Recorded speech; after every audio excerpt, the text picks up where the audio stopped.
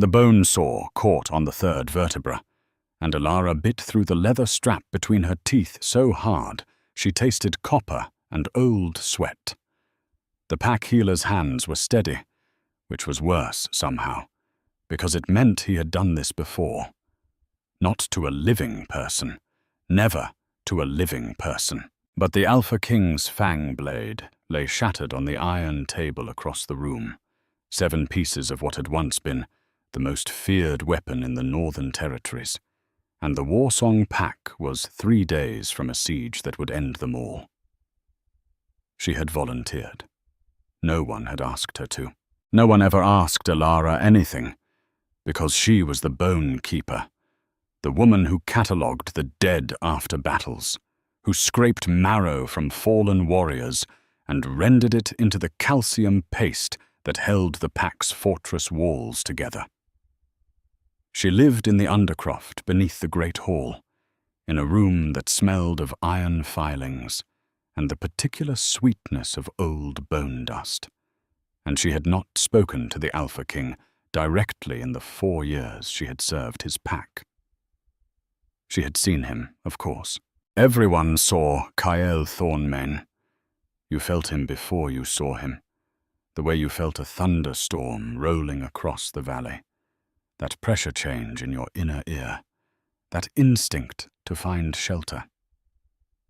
But she was not thinking about the Alpha King right now. She was thinking about the sound her spine was making. The healer, old Maren, pressed a cloth soaked in nightshade tincture against the exposed muscle, and the pain didn't lessen so much as it shifted, became something distant and architectural, like she was observing it from across a room. Her fingers gripped the edges of the stone table. Her bare back was cold, where the air hit wet tissue. She could feel her own vertebrae vibrating under the saw's teeth, the way you feel a tuning fork pressed against your jaw. "Third one's loose," Maren said. Her voice was flat, clinical. She had the accent of the coastal packs, where they still spoke with the old consonants, hard and bitten off. "You'll lose feeling below the waist for a few hours. Maybe longer. Maybe permanent. I told you this. You told me. And you're still here." Alara closed her eyes. The ceiling above her was stone, and she knew every crack in it, because she had stared at it during the long nights when the dead were too many to process, and she lay on her cot listening to their names being read in the hall above. She knew the crack that looked like a river delta. She knew the water stain shaped like a woman running. "Take the third one," she said. Maren grunted and bore down. Alara felt the vertebra separate from the ones above and below it, with a wet, grinding pop that she heard more through her chest cavity than her ears. The pain was a white room with no doors. She was inside it, and then she was through it, and then she was inside it again. 3 vertebrae. That was what the fang blade required. The old texts were specific. A blade broken in battle could only be reforged with living bone from a willing donor, and the bone had to come from the spine, because the spine was where the wolf spirit anchored to the human body.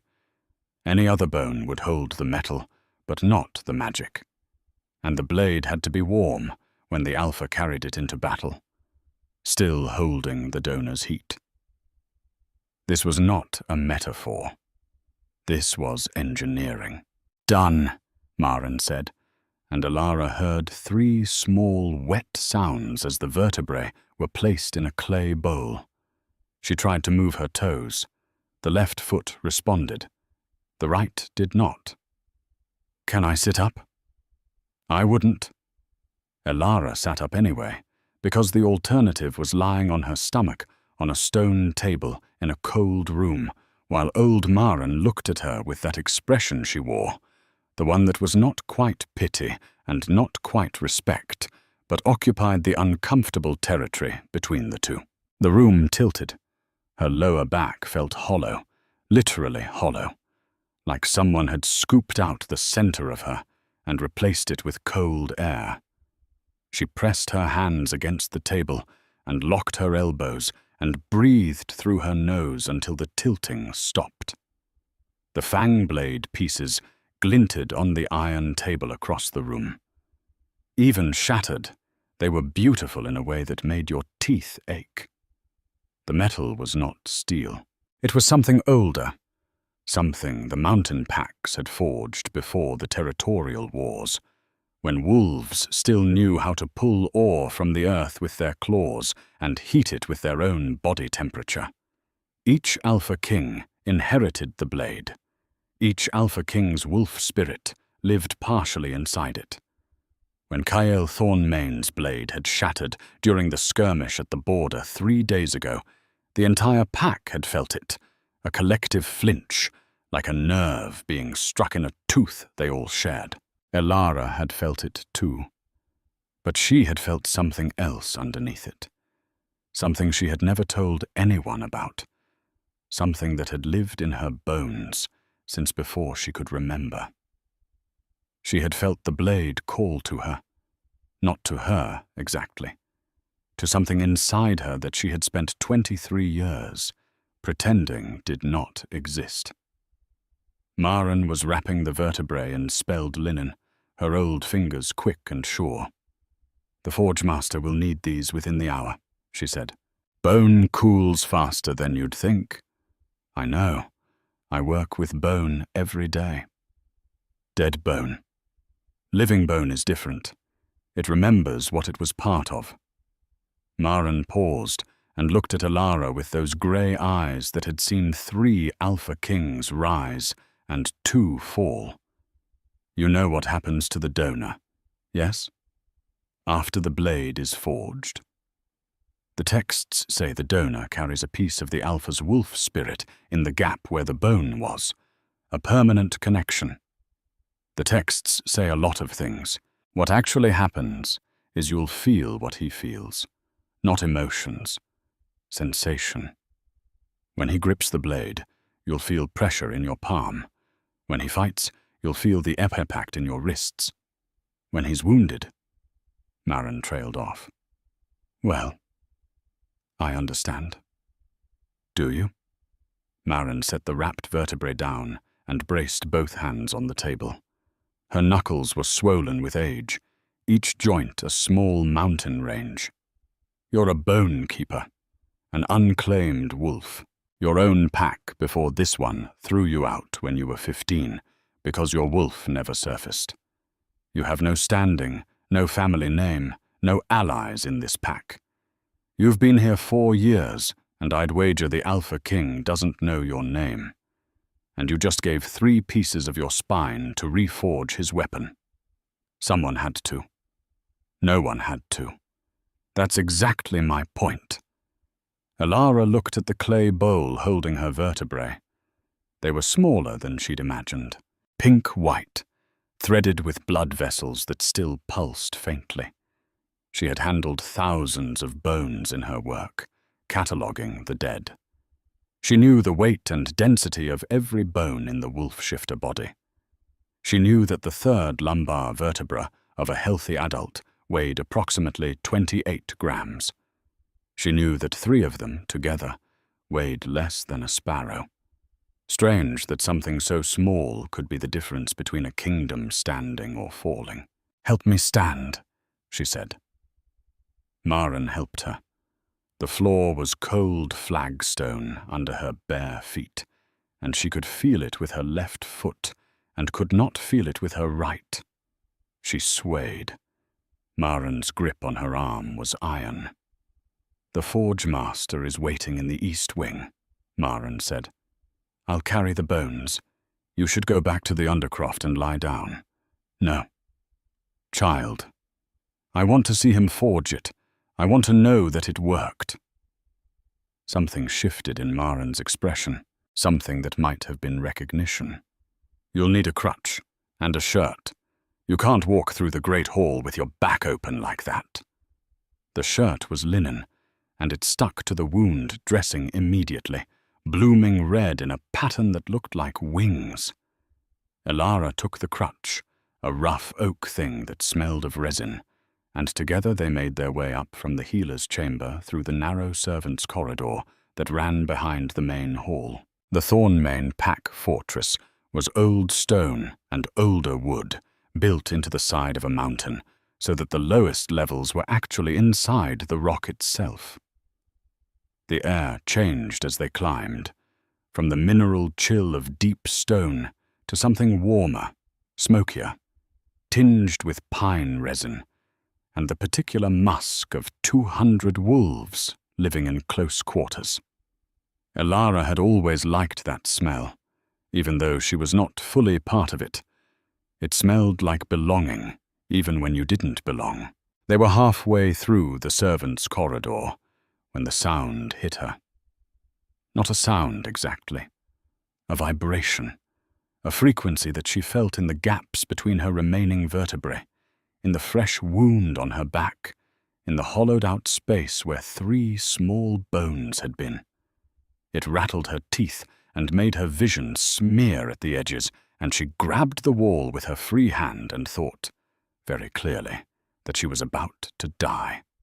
And then it resolved into a voice, not words, just a voice, deep and vast and old, like hearing a glacier carve from the inside. It was the wolf spirit in the blade, she realized. The shattered fang blade was calling to the bone that had been taken from her, and her body was the conduit, and the vibration was the spirit recognizing living material for the first time in 3 centuries. "Move," she whispered to Maren. "We need to move now. The bone is cooling." They moved. The Forge Master's chamber was at the end of the east wing, behind a door made of black iron that was always warm to the touch. Elara had never been inside. Bone keepers did not rank high enough to enter the Forge Master's domain. But Maren pushed the door open without hesitation, and the heat hit Elara like a physical wall, dry and immediate, smelling of charcoal and heated metal and something else, something animal, like a wolf's breath after a long run. The Forge Master was a woman named Dagna, who had no left hand. She had lost it forging the blade the first time, 40 years ago, when the previous Alpha King had commissioned it. She stood at an anvil that was not iron but bone, an ancient thing made from the fused rib cage of a dire wolf so large it must have been mythological, and the shattered pieces of the fang blade were laid out before her in a pattern that Elara recognized from the bone texts as a reassembly array. But the Forge Master was not alone. He was standing against the far wall, half in shadow, and Elara's body knew he was there before her eyes confirmed it. Every hair on her arms stood straight. The wound on her back pulsed once, hard, and heat flooded the space where her vertebrae had been, heat that had nothing to do with the forge. Kyle Thornmane, the Alpha King.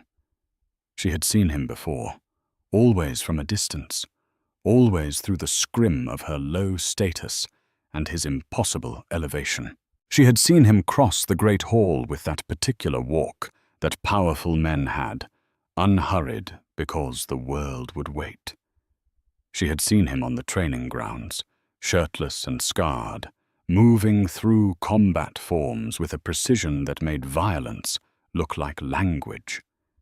She had watched him from the Undercroft entrance during feast nights, standing in her doorway with bone dust on her hands, looking up through the crack between the floor planks at his boots as they passed overhead.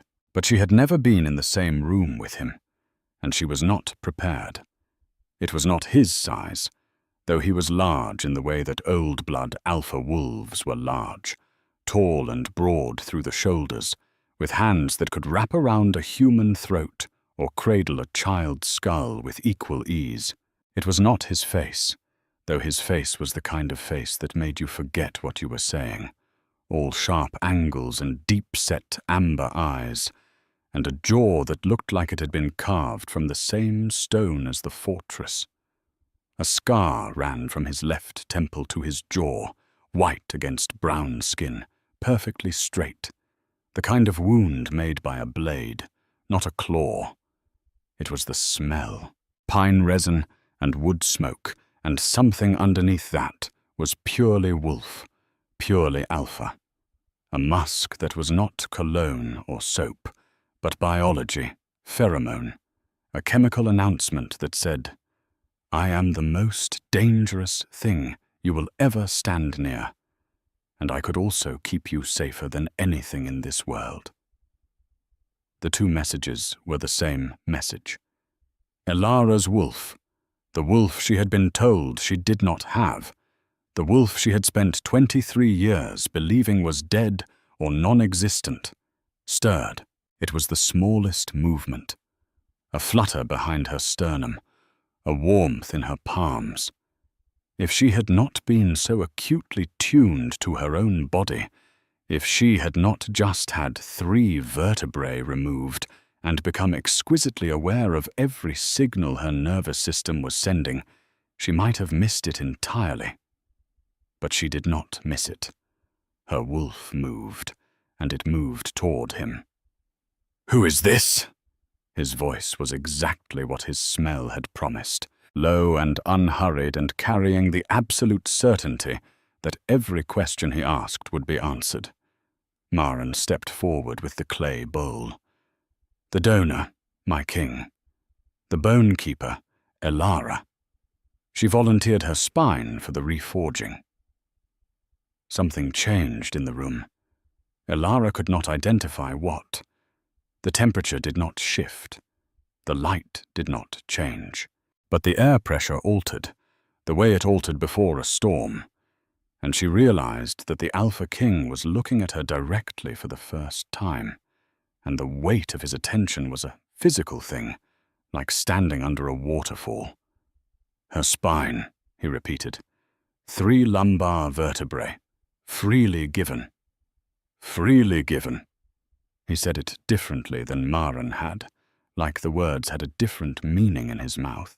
His amber eyes moved from Maren to Elara, and when they reached her, they stopped, and Elara watched something happen on his face that she had never seen described in any text or tale or whispered pack gossip. The Alpha King flinched. It was small, a contraction of the muscles around his eyes, a tightening of his jaw, a single sharp inhale through the nose. Anyone else might have missed it. But Elara catalogued bodies for a living. She knew what involuntary muscle response looked like. "You," he said. And the word was not a question, but something closer to recognition. The way you might say "you" if you turned a corner and ran into someone you'd been looking for without knowing you'd been looking. "You're the one." Elara did not know what that meant. She opened her mouth to ask, and then closed it, because his eyes had changed.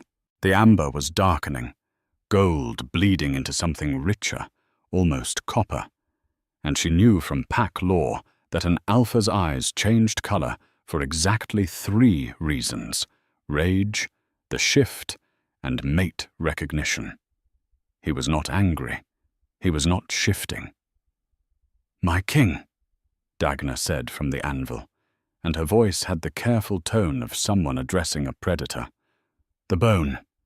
It needs to be placed now, or it will cool past use." Kael Thornmane did not look away from Elara. "You volunteered your spine," he said. "Why?" She should have been afraid. She was standing on one good leg, in a blood-soaked linen shirt, in front of the most powerful wolf in the Northern Territories, and he was looking at her the way a wolf looks at a kill, with total focus and absolute stillness. But she was not afraid. The thing behind her sternum, the wolf she did not have, was pressing against the inside of her ribs like a fist trying to open. "Because the blade needed living bone," she said, "and I am the bone keeper. I understand bone." I knew which vertebrae could be removed with the least structural damage. I knew the saw angles. I knew the preservation timing. She paused. Also, no one else volunteered. Something moved across his face. Not a smile. Something more dangerous than a smile. You're in pain. Yes. You can't feel your right leg. She blinked. How did you... You're favoring it. The weight distribution is wrong. You should be lying down. The forge master needs the bone. Dagna. He said the name without looking away from Elara. Take the bone, begin the reforging, and bring a chair. There are no chairs in the forge, my king. Then bring something she can sit on before she falls and damages herself further. Dagna muttered something that was probably disrespectful, but moved to take the clay bowl from Maren. Elara watched her unwrap the vertebrae and place them on the bone anvil beside the shattered blade pieces. Even from across the room, she could feel them. Her vertebrae. They pulsed with a faint warmth, like embers, and the gap in her back pulsed in response. A phantom connection. A string pulled taut between what was and what had been removed. Maren had found an old wooden crate and upended it near the wall. She guided Elara to it with the grip of someone who had been handling injured wolves for 5 decades. Elara sat. The relief was immediate and enormous. She had not realized how much energy she was spending staying upright until she stopped spending it. Kyle Thornmane crossed the room. Elara had seen large men move before. Warriors, soldiers, the pack's enforcers. They moved with a swagger or a stomp, using their size as language, saying, I am big and dangerous, and you should move. Kyle moved like water moving downhill, efficient, inevitable, as if the space between where he was and where he wanted to be was an inconvenience that physics was embarrassed about. He stopped in front of her. He was close enough that she could see the texture of the scar on his face, the way the skin had healed, slightly raised, smoother than the surrounding skin. Close enough that the pine and wolf smell was no longer a note in the air, but a weather system she was inside of. You're back, he said. Let me see. My king, it's just a surgical. Let me see. It was not a request. Elara looked at Maren, who gave her the smallest nod. She turned on the crate, slowly, and felt his hands gather the hem of her shirt and lift it. The silence that followed was the loudest thing she had ever heard. His fingers touched the edge of the wound dressing. His touch was light, precise, the touch of someone who knew exactly how much pressure would cause pain and used exactly that much less. She felt the heat of his palm hovering over the gap in her spine, not touching, just radiating warmth into the space where her vertebrae had been, and the sensation was so intimate and so strange that she forgot to breathe. 3 vertebrae, he said, and his voice was different now, lower, rougher, as if the words were being spoken through a tighter throat. You let them cut out 3 of your vertebrae, willingly. For a blade you've never held, for a king you've never spoken to. For a pack, she said, the Silver Fang army is 3 days away. Without the Fang blade, you fight them with standard weapons. Standard weapons can't penetrate their armor.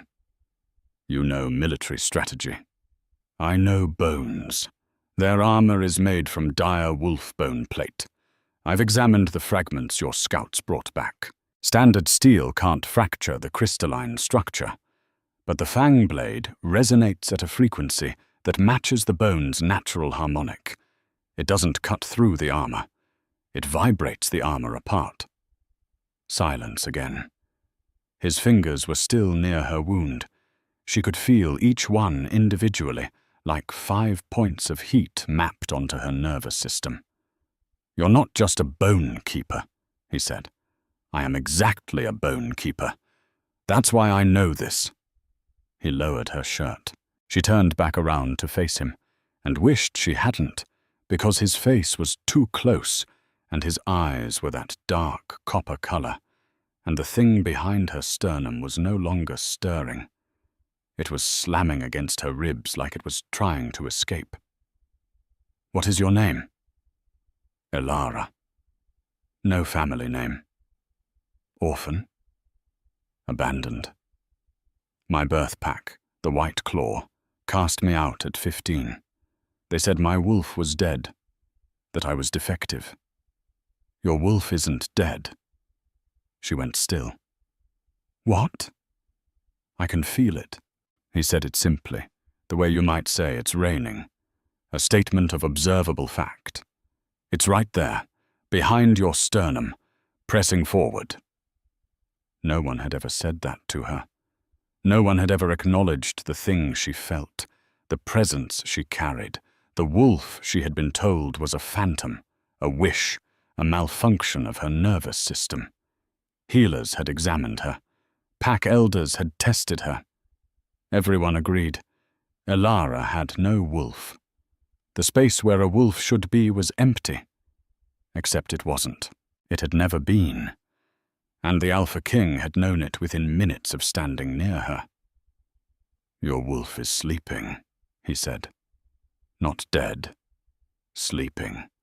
And right now it's trying to wake up because—" He stopped. His jaw clenched. A muscle in his temple jumped. "Because what?" she whispered. He didn't answer. Instead, he turned to Dana, who was heating the forge with bellows that she worked with her one good hand and the stump of her other wrist, pumping air into coals that were already white hot. "How long for the reforging?" 6 hours, maybe 7. The bone has to meld with the metal at exactly the right temperature, or the spirit won't transfer. "I'll be back in 6 hours. He looked at Maren. "She doesn't leave this room. She doesn't walk. She eats and drinks whatever she needs. If her wound opens, you close it immediately. If her condition changes in any way, you send for me." "My king," Maren said carefully. "She's a bone keeper. She ranks below the kitchen staff. Protocol doesn't require—" "Protocol." He said the word like it had personally insulted his mother. "She just gave her spine for my weapon. She ranks however I say she ranks." He turned back to Elara. For a moment he just looked at her, and she had the dizzying sensation of being seen the way she saw bones, examined, measured, understood at a structural level. Then he did something that no Alpha King had ever done to a bone keeper in the entire history of the Thorn Mane pack. He went to one knee. Not a full kneel. One knee so that his eyes were level with hers where she sat on the crate. Up close, the amber copper of his irises had flecks of darker gold, like leaf litter at the bottom of a stream. "I will carry your bone into battle," he said, "and I will bring it back. That is my promise to you, Elara of no family name." Then he stood and walked out, and the room felt colder and smaller and dimmer, as if he had taken the light with him. And Elara sat on the crate with her hollow back and her one numb leg, and her wolf hammering at her ribs, and thought very clearly and very calmly, "I am in enormous trouble." The reforging took 7 hours and 43 minutes. Elara stayed for all of it.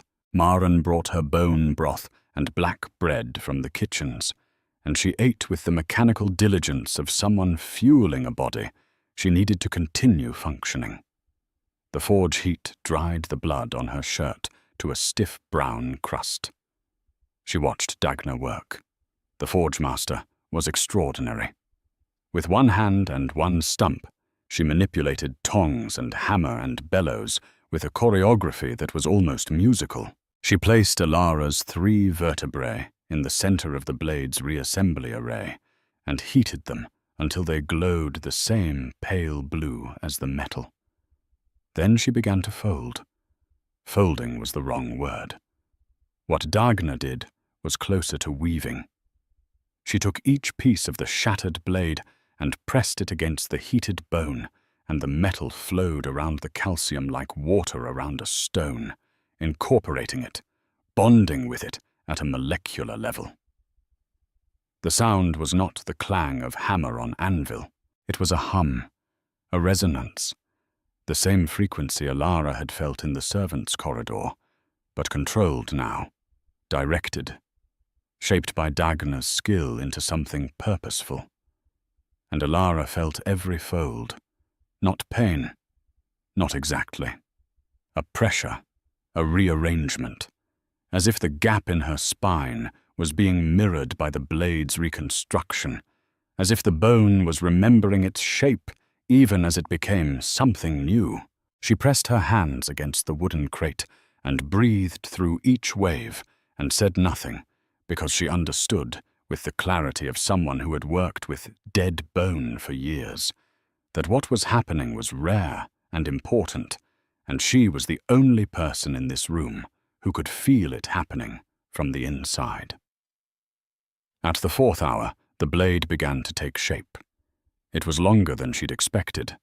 Not a sword, not a dagger.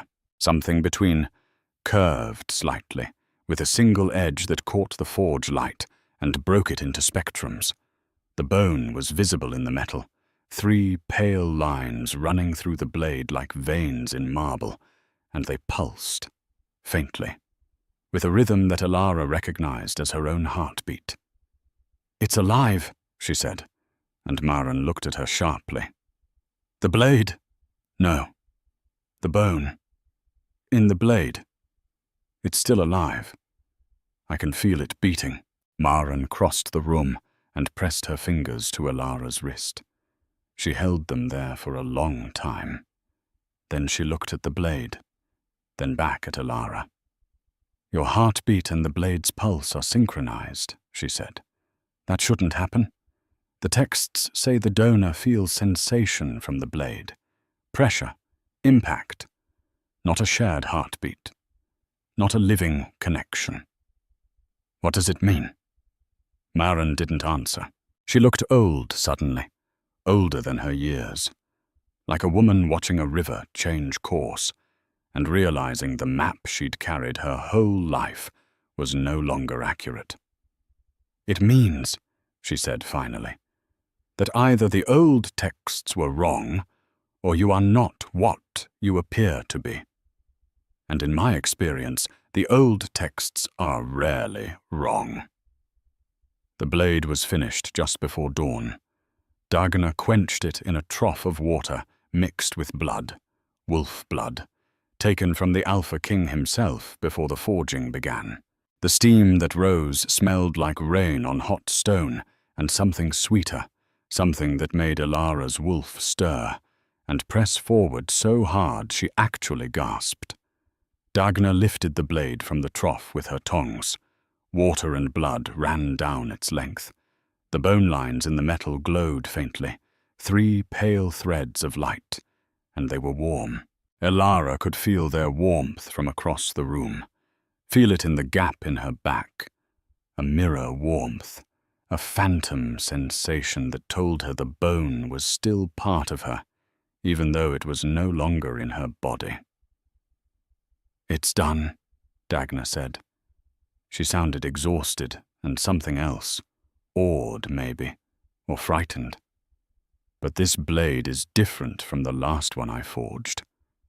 "Different how?" Maren asked. "Stronger. The metal accepted the bone faster than I've ever seen. The spirit in the blade didn't fight the new material. It welcomed it." Dagna set the blade on the anvil and stepped back, wiping her face with a cloth. "Whatever that girl's bones are made of, it isn't normal." They both looked at Alara. She looked at the blade. It was beautiful. That felt like an insufficient word, but it was the true one.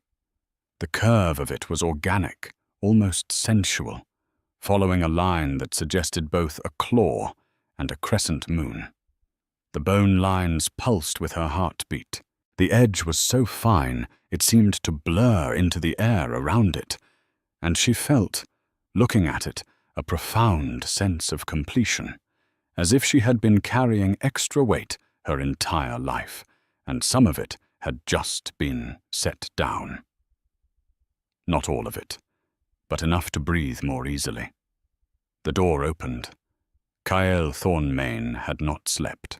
She could see it in the faint shadows under his eyes, in the tightness of his jaw, in the way he moved, still fluid but with an edge of restraint, like a man holding himself on a leash. He crossed the forge in 4 strides and stopped at the anvil and looked at the blade. He didn't touch it immediately. He stood over it with his hands at his sides, and Alara watched his nostrils flare as he breathed it in, the metal and the bone and the wolf spirit inside. His eyes went from amber to copper to something darker, something that was not quite gold and not quite red. Then he picked it up. Alara felt it. His grip. 5 fingers closing around the hilt, the pressure of his palm, the weight distribution, the way his thumb settled into the groove at the base of the blade. She felt it in her hand, in her right hand specifically, a phantom grip that was not her own, and the intimacy of it was staggering. She was feeling his hand from the inside. She was feeling the blade from inside the blade. "It's warm," he said. He said it to the room, but he was looking at Alara. "It's warm from her." He lifted the blade, and the bone lines flared, and Alara felt a surge of something that she could only describe as joy. But it was not her joy. It was the blade's joy, or the bone's joy. Or maybe, impossibly, it was Kael's joy channeled through the bone into her, and for one vertiginous moment she could not tell where she ended, and the blade began, and the Alpha King's hand was a bridge between. "Leave us," he said. Dagna left immediately. Maren hesitated, looking at Alara. "Go," Alara said. Maren went. The forge fire had burned down to deep red coals. The room was warm and dim, and the blade glowed faintly between them, and Kyle Thornmain stood 4 feet from Alara's upended crate and looked at her with eyes that had given up pretending to be any color but copper. "You know what's happening," he said. Not a question. "Mate Bond." She said it plainly, because there was no point in pretending, not with 3 of her vertebrae glowing in his hand, not with her heartbeat pulsing in his blade, not with her wolf, her supposedly dead wolf, clawing at her chest like a prisoner seeing daylight for the first time. "Yes." "That's inconvenient." He made a sound, not a laugh, closer to the sound a wolf makes when surprised, a short huff through the nose. "Inconvenient. You're going to war in 3 days. Your pack is under siege threat. You've just had your primary weapon reforged. And your mate is a bone keeper with no family name, no wolf that anyone can see, and 3 missing vertebrae." She paused. "That's inconvenient. I've been waiting for you for 12 years, he said. "I took the throne at 22. Every advisor, every elder, every allied alpha has pushed potential lunars at me since. Daughters of powerful packs, warriors with bloodlines going back centuries. I turned them all away, because my wolf knew. He's known since the day I ascended. He knew our mate was out there, and he would not accept a substitute." He stepped closer.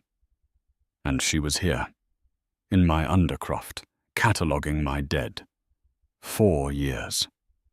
3 years, 8 months. You're correcting me. Accuracy matters in bone work." That almost laugh again. He set the blade down on the anvil carefully, and the moment his hand left the hilt, Elara felt the loss of his grip like a phantom limb vanishing. He crouched in front of her, the way he had before, one knee down, eyes level with hers. "The pack won't accept this," she said. "The pack will accept what I tell them to accept. Your council, the allied alphas, they expect a Luna with standing, with power, with a wolf. You have power." He said it with certainty. "Maren told me. The blade accepted your bone too quickly. The spirit inside it didn't just tolerate the new material. It recognized it. Do you know what that means?" She knew what it meant. She had always known. The way you know the thing you've been avoiding. The way you feel the shape of the locked room inside yourself and choose, year after year, not to open the door. It means my bone isn't normal bone. It means your bone resonates at the same frequency as the alpha spirit, the same frequency as the fang blade, the same frequency as... He paused. "As me. That's not possible. I'm from the White Claw pack. They're a minor pack, no alpha bloodlines, no special lineages. You were abandoned at 15. You told me. Do you know your parents?" "My mother died when I was 3. My father was never named." "Then you don't know where you come from." He reached out and pressed his palm against her sternum, against the exact spot where her wolf was thrashing. The heat of his hand went through her shirt and into her chest, and the wolf inside her went utterly, completely still. The silence was deafening. "There she is," Kyle murmured. Elara felt her wolf settle. Not disappear, not go dormant again. Settle.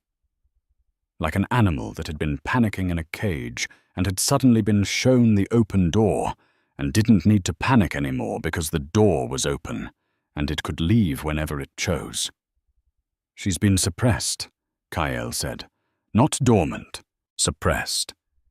There's a binding on you. Old magic. I can feel it through the bond." "A binding? Someone bound your wolf when you were a child, before you were old enough to remember. They wanted to make sure she never surfaced." "Why would anyone? Because if she surfaced, people would know what you are." His thumb moved against her sternum in a small circle, and the wolf inside her pressed against his touch from the other side. "You're not a minor pack cast-off, Elara. Whatever you are, it scared someone enough to bind you and abandon you in a pack where no one would look twice." Elara closed her eyes. The forge coals popped and settled. The blade on the anvil hummed faintly, her heartbeat, her bone, her living tissue, woven into dead metal and ancient magic. She thought about the undercroft, the bone dust, the 4 years of silence and solitude, and the quiet, precise work of cataloguing the dead. She thought about how she had not been unhappy. That was the thing. She had found a kind of peace in the undercroft, in the company of bones that asked nothing of her, and kept no secrets, and were exactly what they appeared to be. She had not been unhappy, but she had not been alive either. "The war," she said, opening her eyes. 3 days. Your blade is reforged. You should be planning strategy, not what? Not sitting with the woman who gave her spine for my weapon? Not sitting with my mate? You don't know me. I know what you taste like." He said it without embarrassment. "Not you. Your bone. The blade carries your taste, and when I picked it up, I could feel it on my tongue. Calcium and iron and something like honey and something like lightning. I've been waiting 12 years, and your taste is honey and lightning, and I'm not leaving this room until you tell me you feel it too." She felt it. She felt it like a second heartbeat, like a door she'd spent 23 years pretending was a wall. "I feel it," she said. He exhaled, a controlled exhale, the exhale of a man who had been holding his breath without realizing it. His hand was still on her sternum, and her wolf was still pressing against it from inside, and for a long, suspended moment, they stayed exactly like that. The Alpha King on one knee, the Bone Keeper on an upended crate, the reforged blade humming between them. Then someone pounded on the door. "Alpha." The voice was urgent, military, clipped. "Scouts report the Silver Fang army has broken camp early. They're 2 days out, not 3. Kael's eyes never left Ilara's. Something passed through them, a calculation, a decision made so fast it was less thinking and more instinct. "Assemble the War Council," he said, "and prepare the Luna's chambers." Silence from the other side of the door. Then, carefully, "The Luna's chambers, my king. We don't have a... We do now." The War Council convened in the Great Hall at midday, and Ilara was there, and this was a problem. She sat in a chair that had been carried from the Alpha's private quarters, a heavy oak thing with a high back and carved armrests, positioned at the right of Kael's throne, which was the traditional seat of the Luna. She was still wearing the blood-stained linen shirt. She still could not feel her right leg. The wound on her back was seeping through the dressing, and the shirt was stiff with dried blood and fresh blood in alternating layers that made her look like she'd lost a fight with a butcher's block. The council stared. There were 11 of them. The Beta, a thick-necked man named Ronan, whose hands were perpetually stained with weapons oil. The Gamma, a woman named Sable, who wore her hair in a single braid that hung past her waist, and who had not smiled in the 4 years Ilara had been in the pack, and possibly not in the decade before that. The war chief, the patrol leaders, the elder council, 3 ancient wolves whose combined age Ilara estimated at roughly 270, and Helene. Helene was the daughter of the allied Alpha from the Ironwood pack. She had been visiting the Thornmane fortress for 6 weeks, which was the exact length of time considered appropriate for an unmated Alpha's potential Luna to be presented and evaluated. She was tall and golden-haired, and her wolf was visible in every movement, a powerful timber wolf that gave her an easy physical grace that made other women look like they were moving through mud. She wore leather and steel, and her arms were tattooed with her pack's lineage markings, a visual resume of power and breeding. She had been expecting Kael to choose her. Everyone had been expecting Kael to choose her. And now Ilara was sitting in the Luna's chair, bleeding through a linen shirt, smelling like forge smoke and surgical tincture, and Helene was standing at the back of the council table with an expression that could have etched glass. "This is the Bone Keeper," Helene said, not a question. "This is Ilara," Kael said. "My mate." The word landed in the room like a stone in still water. Ilara watched the ripples spread across every face at the table. Shock, confusion. In some cases, something sharper, something that looked like offense. "Your mate," Ronan repeated. The Beta's voice was careful, the voice of a man who had learned to approach his Alpha's decisions the way you approach an unfamiliar animal. Slowly, with your hands visible. "With respect, my king, the timing is not a factor. The bond is not a factor of timing. The Silver Fang army is 2 days out. We're preparing for a siege, and you're announcing a mate who is..." Ronan looked at Ilara. He was trying, she could see, to find a diplomatic way to say what everyone was thinking. "Not yet known to the pack." "She forged my blade." Kael picked up the fang blade from where it lay across his knees and held it so the firelight caught the bone lines running through the metal. They pulsed. Elara felt the pulse in her back, in her hands, in the hollow spaces between her remaining vertebrae. 3 vertebrae from her living spine, freely given. The blade is stronger now than it was before it shattered. Dagna will confirm this. A sacrifice does not make a Luna, Sable said from the Gamma's position. Her voice was flat, uninflected, the verbal equivalent of a blank wall. Lineage makes a Luna. Power makes a Luna. A wolf makes a Luna. She looked at Elara. Does she even have a wolf? She does. I've been in this pack 4 years, Sable said.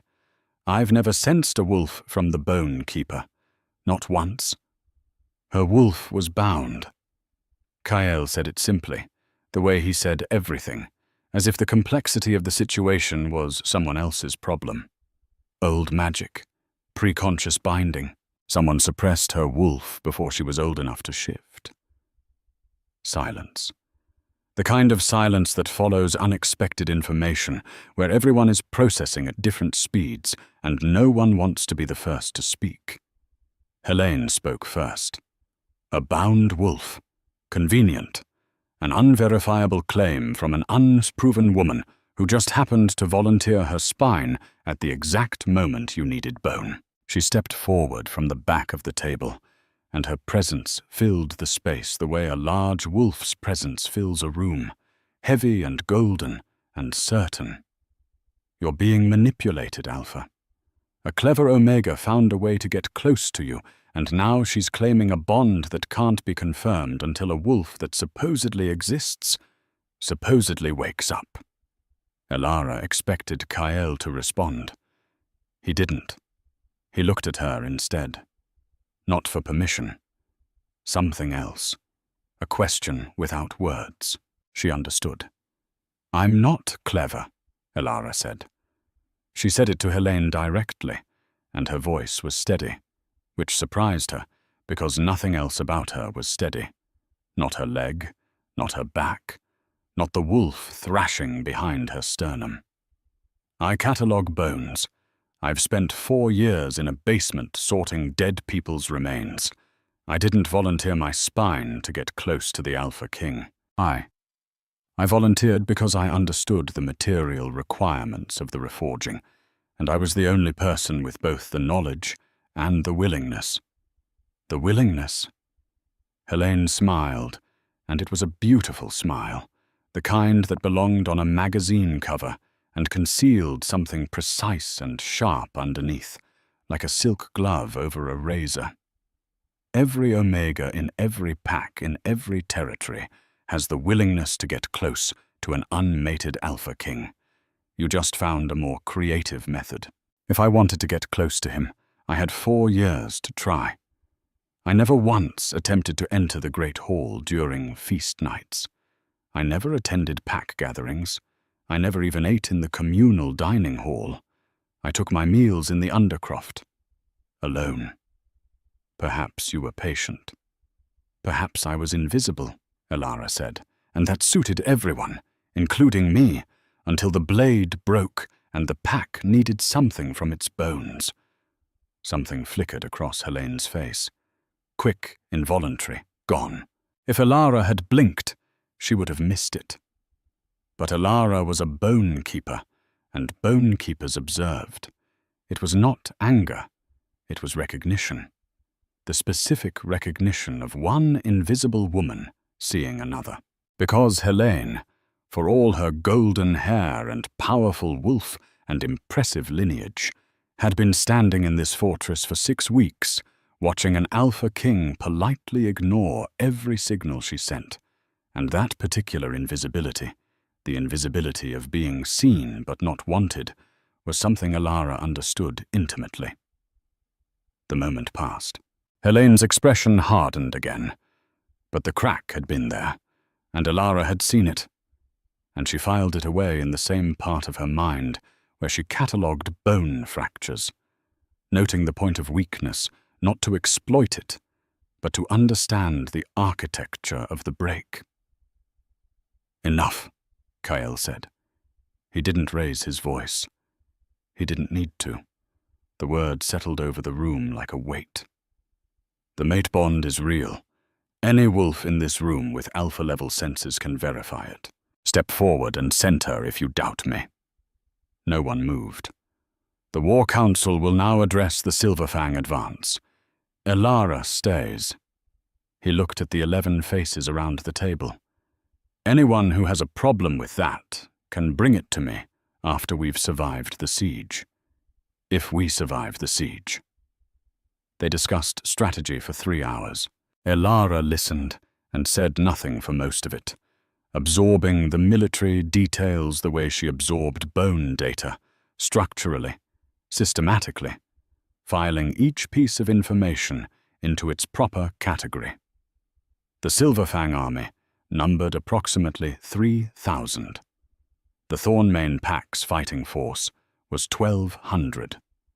The Silverfangs wore dire wolf bone armor, which no standard weapon could penetrate. The fang blade, in Kael's hands, was the only weapon that could fracture the armor's crystalline structure. One blade, against 3,000 armored wolves. "It's not enough," Elara said. 11 heads turned. "The blade resonates at the harmonic frequency of dire wolf bone," she said. "That's how it breaks the armor. But one blade, no matter how skilled the wielder, can't engage 3,000 opponents. You need to amplify the frequency." Ronan leaned forward. "Amplify it how?" "The bone in the blade isn't dead. It's living tissue. My tissue. The resonance between the blade and my body is ongoing. I can feel it right now, every pulse. If we can find a way to project that resonance outward, not through the blade alone, but through a larger structure." She was thinking out loud now, the way she thought when she was alone in the Undercroft, with a particularly complex skeletal reconstruction, letting the logic build like vertebrae stacking into a spine. "The fortress walls," she said, "the paste that holds the stones together. It's made from warrior bone marrow. I've been processing that marrow for 4 years. If the fang blade's frequency can be channeled through the walls, the entire fortress becomes a resonator. Every stone, every join, every seam of bone paste. The Silverfangs wouldn't be able to approach. Their own armor would vibrate apart before they reached the gates." Silence. Then Sable, the Gamma, spoke. "That would require someone to physically link the blade to the wall structure, to serve as a conduit between the blade's resonance and the bone paste. Yes, and the only conduit available would be the person whose living bone is in the blade. Yes, that would kill you." "I don't know that." "I do," Maren said. She had been standing in the doorway, unnoticed, old and grey and immovable. Channeling that much resonance through a living body would tear the connective tissue apart. Ligaments, tendons, cartilage, everything that isn't bone would liquefy. You would survive as a skeleton." "That's not survival," Kael said, and his voice was the quietest it had been since Elara met him. So quiet it was almost inaudible, and somehow that quietness was more frightening than anything she had heard from him, more frightening than the command voice, more frightening than the alpha authority. It was the quiet of something holding itself back. "I didn't say we should do it," Elara said carefully. "I said we need to find a way to amplify the resonance. I'm describing the problem. The solution may not require. It won't require you. Final. Absolute. Find another way." Elara looked at him across the war table. His jaw was clenched so hard she could see the muscles jumping under the scar on his face. The fang blade lay across his knees, and the bone lines were pulsing fast. Too fast, matching his elevated heart rate. and she could feel that heart rate in her own chest, layered over her own, like a shadow pulse. "I'll work on it," she said. The council dispersed. Helene left without looking at Alara, her boot heels clicking on the stone floor, with a precision that sounded like punctuation marks. Ronan lingered, exchanging low words with Kyle that Alara didn't try to overhear. Maren helped her stand, and they began the slow, uneven walk back toward the Undercroft. They were in the servants' corridor when Maren stopped. "What are you?"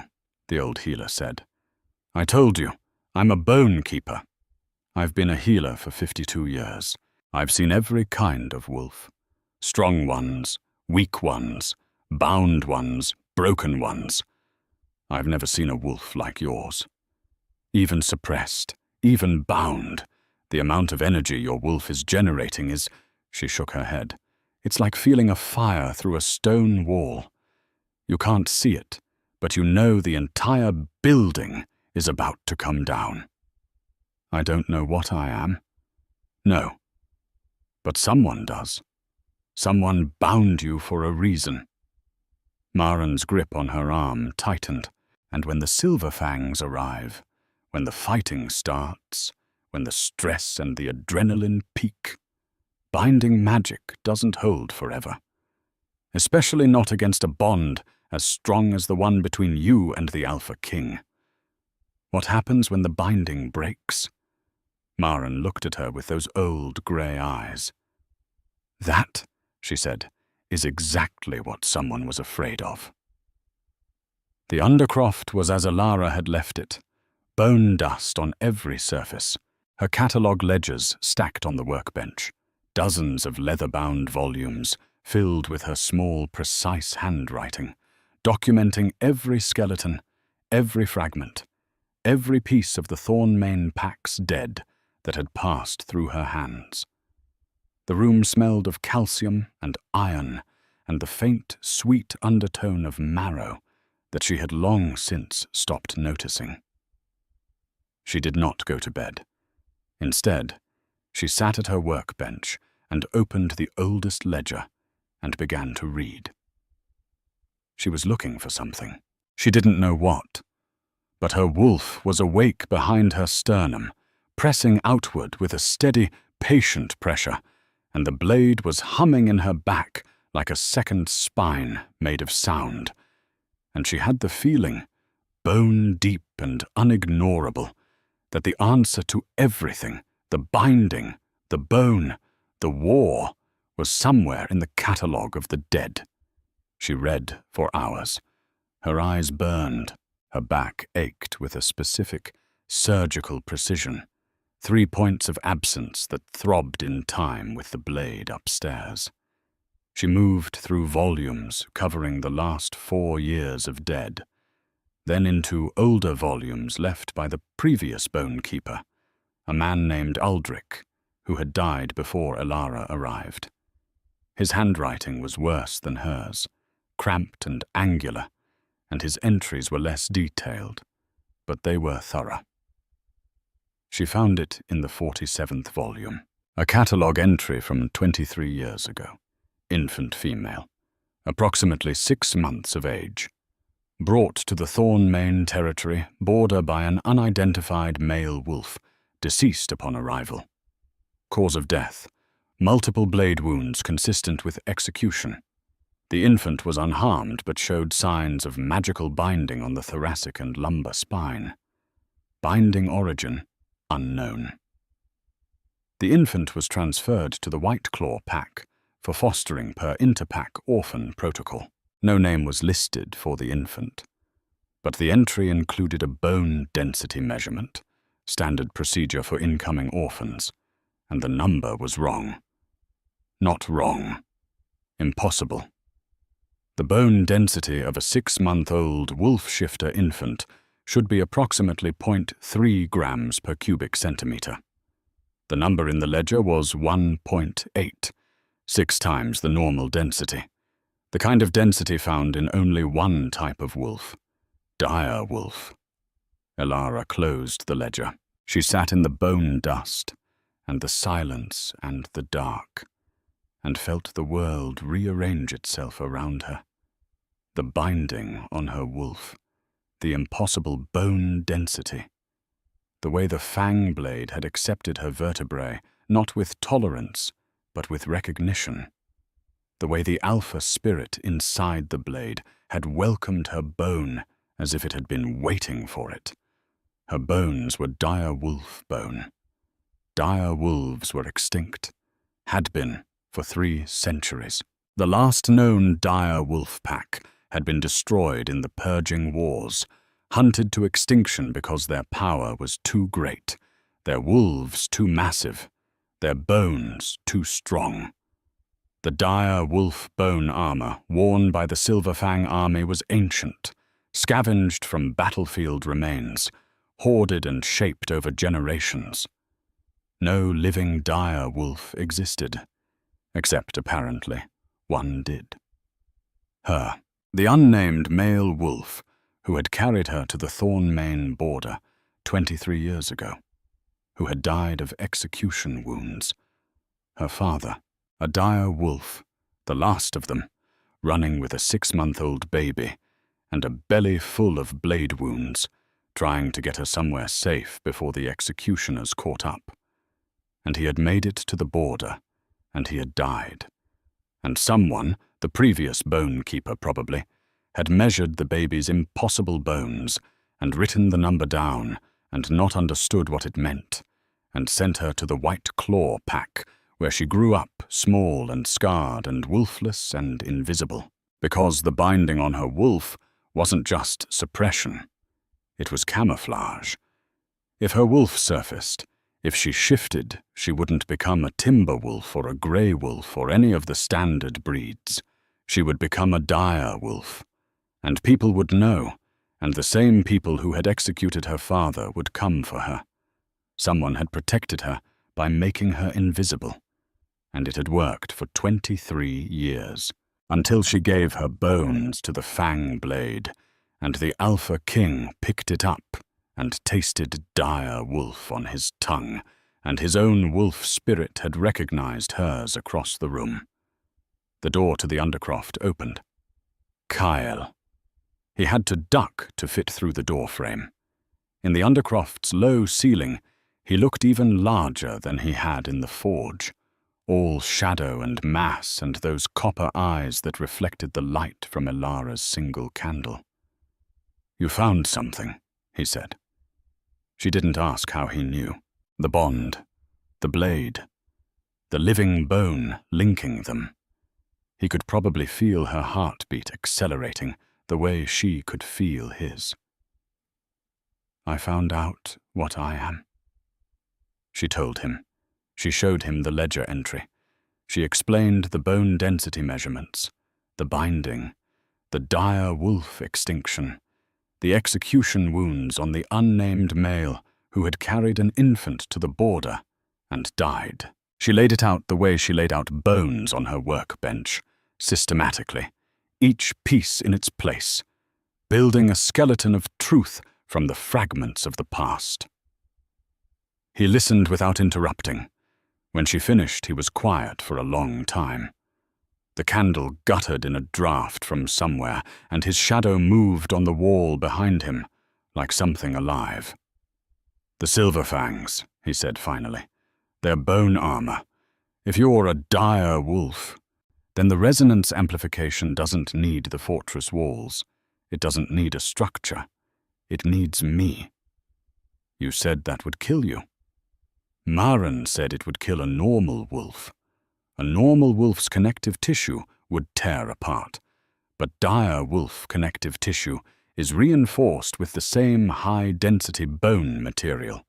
Cartilage, tendons, ligaments, all of it is denser, harder, more resilient. She paused. "The binding has to come off first. I need my wolf, and I need my full bone density, which the binding is suppressing. And if the binding comes off, and you channel the resonance, and Maren is right anyway, if it kills you even with dire wolf density, then you'll have a dead mate and a vibrating fortress and no Silver Fang army at your gates. That is not acceptable. That's the math. He crossed the undercroft in 2 strides. The room was small enough that she could feel his body heat from the workbench.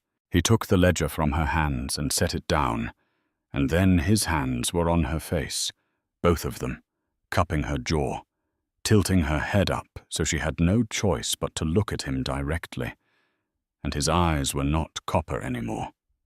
They were molten, the color of metal in a forge, and she could feel his wolf, his alpha wolf, surging forward, just behind his skin, like something trying to break through from the other side. 12 years, he said. 12 years of waiting. 12 years of turning away every woman, every alliance, every council demand.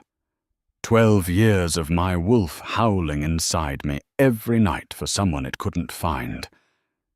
And you were here, in this room, surrounded by dead bones.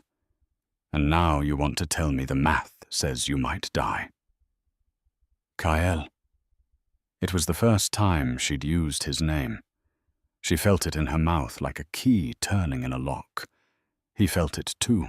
His thumbs moved against her cheekbones, and his breathing changed, shorter, rougher, and the bond between them was a living wire humming with current. I am not going to let you die, he said. That is not a promise. That is a fact of the universe. The sun will rise. Water will flow downhill. And I will not let you die. You might not have a choice. Then I will fight whatever takes you.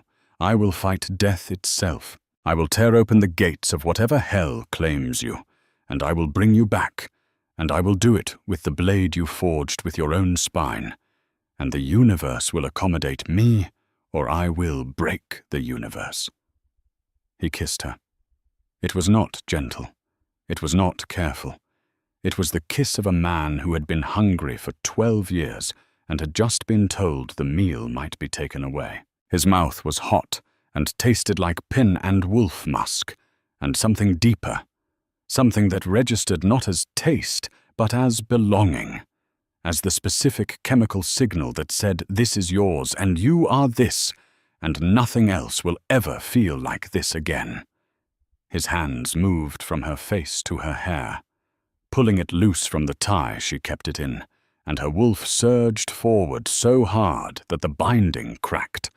She felt it, a physical crack like ice breaking on a lake in early spring. Something in her spine, in the gap where the vertebrae had been, shifted and released, and the energy that had been contained behind the binding flooded through her in a wave that was not hot and not cold, but was both, was everything, was the full spectrum of sensation compressed into a single moment. She gasped into his mouth, and he caught the sound and swallowed it, and his arms went around her, carefully, avoiding her wound, pulling her against his chest so that she could feel his heartbeat against her own, and the 2 rhythms that had been running in parallel since the forge snapped together like puzzle pieces, becoming one beat, one pulse, one system. The candle blew out. In the dark, with dire wolf energy cascading through her body, and the Alpha King's arms around her, and the fang blade humming upstairs in sympathy, Elara felt her wolf open its eyes for the first time in 23 years. It was enormous. Not the flicker she had felt before, not the stirring, not the pressing against her ribs. This was a continental shift. This was tectonic. The wolf that uncoiled inside her was vast and old and dense, denser than any wolf spirit should be, and it filled every bone in her body, even the gaps where the vertebrae had been, filling those spaces with something that was not bone, but was close. Phantom bone, ghost calcium, the memory of structure. Kyle pulled back. In the dark, she could see his eyes. They were no longer copper or amber or gold. They were white, pure white. The color an alpha's eyes turned when confronted with something that outranked them, a biological response so rare that most wolves lived their entire lives without seeing it. "What are you?" he whispered.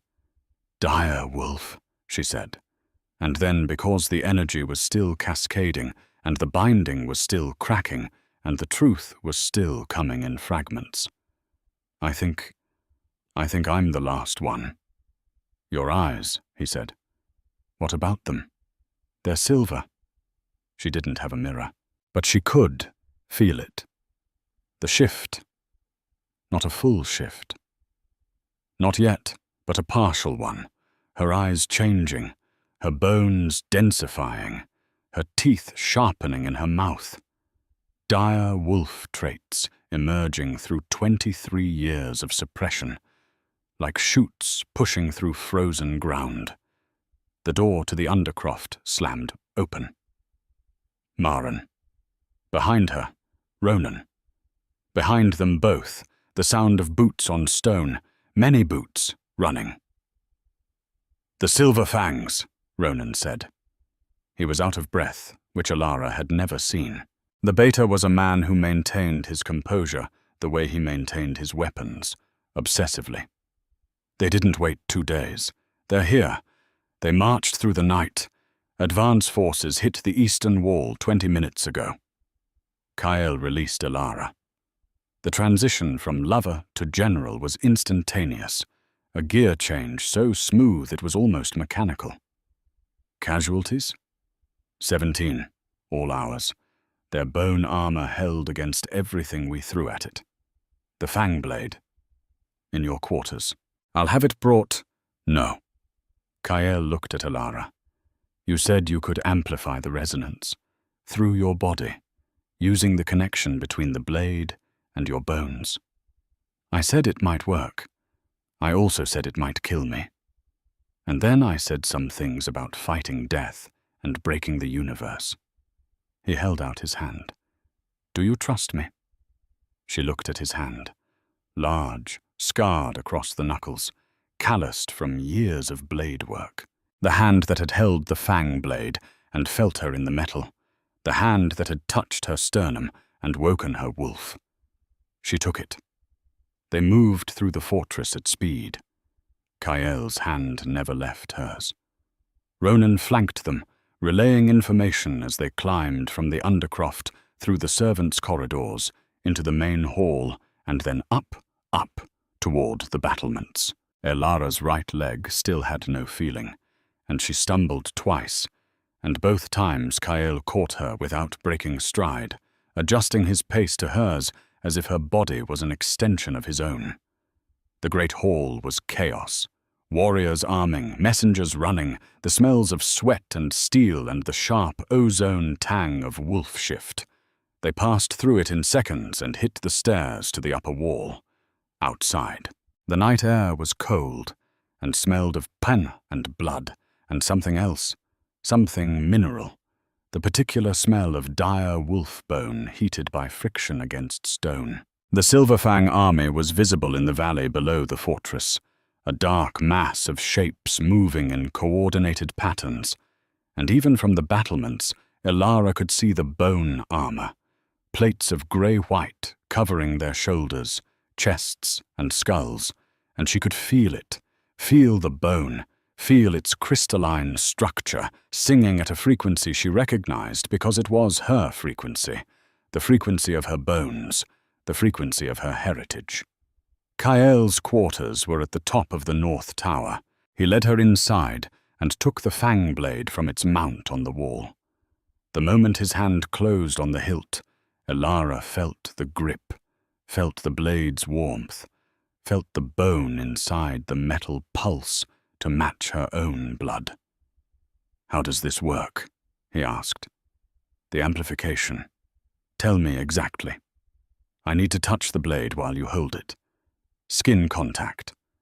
The resonance flows from my bones, through the blade into the wall structure, through the marrow paste in the stone. The blade becomes a tuning fork, and the fortress becomes an amplifier, and every piece of dire wolf bone within range vibrates at its fracture frequency, including your bones. My bones won't fracture. They're generating the frequency, not receiving it. The source doesn't destroy itself. You think? I've worked with bone resonance for 4 years. I understand the physics.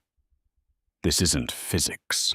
This is magic and bone and wolf spirits, and a woman whose spine is in my sword, and I need you to be certain, Elara. I need you to be absolutely certain, because if I swing this blade with your hand on it, and it kills you, I will never. Kyle. She reached up and put her hand on his face, on the scar that ran from temple to jaw, and she felt his jaw clench under her palm. I'm a bone keeper. I know bones. I know what they can do and what they can't do, and I know what mine are. He turned his head and pressed his lips against her palm. A brief pressure, a seal. Then we do this. They went to the battlements. The Silver Fang army had reached the base of the fortress walls.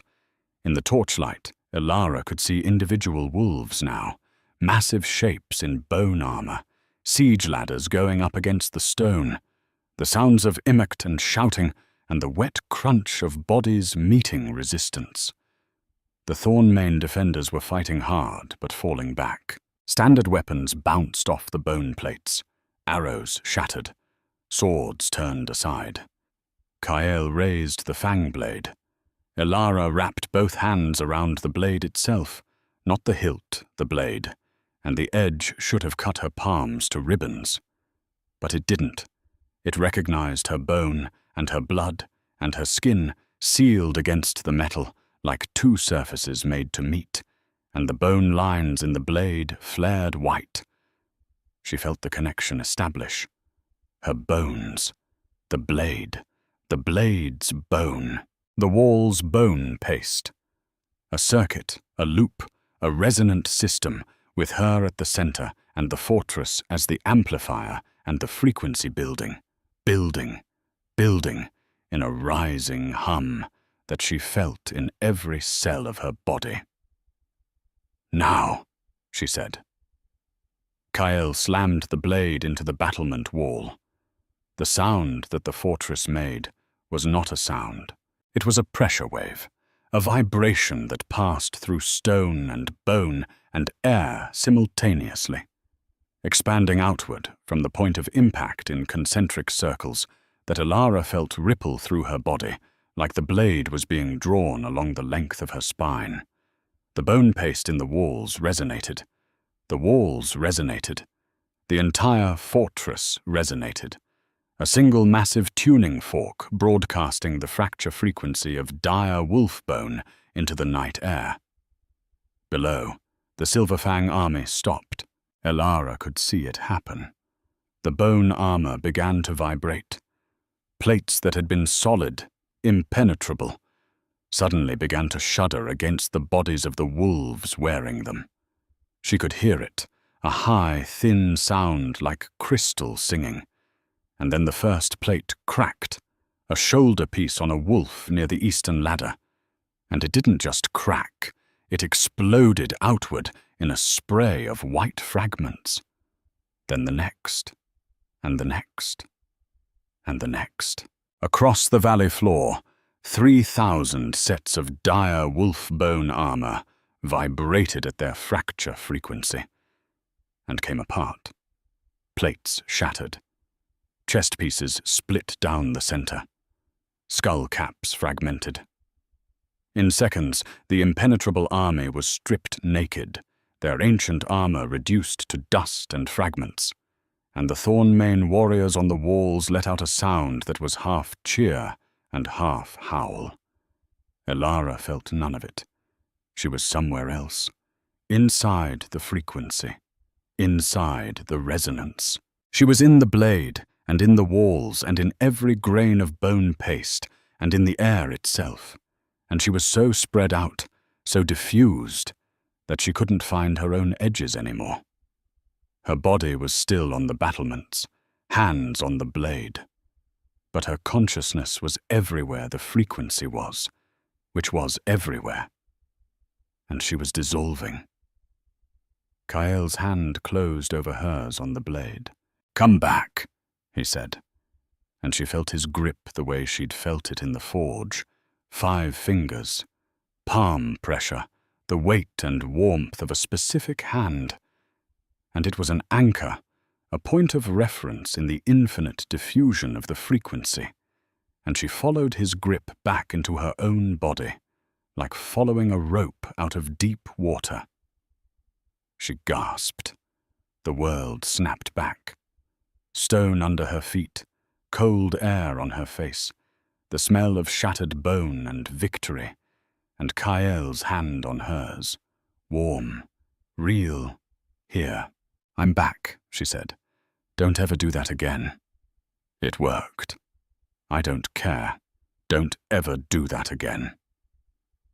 Below, the Silver Fang army, armorless and exposed, was breaking.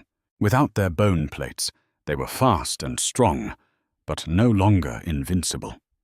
And the Thornmane warriors poured over the walls and through the gates with a ferocity that Elara felt through the bond. 1,200 wolves, who had been losing now suddenly, impossibly winning. And the momentum shift was a physical force, a tide turning. And the Silver Fangs ran. Kael did not watch the rout. He turned Elara to face him and pulled the blade from the wall and set it down and took her hands and looked at the palms where she had gripped the blade's edge. No cuts, no blood. The skin was smooth and unmarked, except for a faint pattern of lines where the bone had pressed against her.